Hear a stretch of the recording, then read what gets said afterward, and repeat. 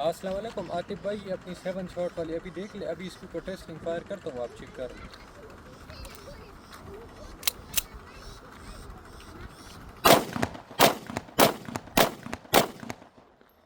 ये आपने देख लिया, बिल्कुल ओके क्लियर है, ठीक है। ये दूसरी मैगजीन से कर रहा हूँ।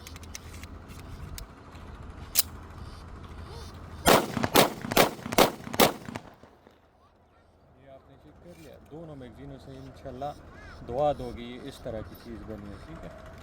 चेक कर लो।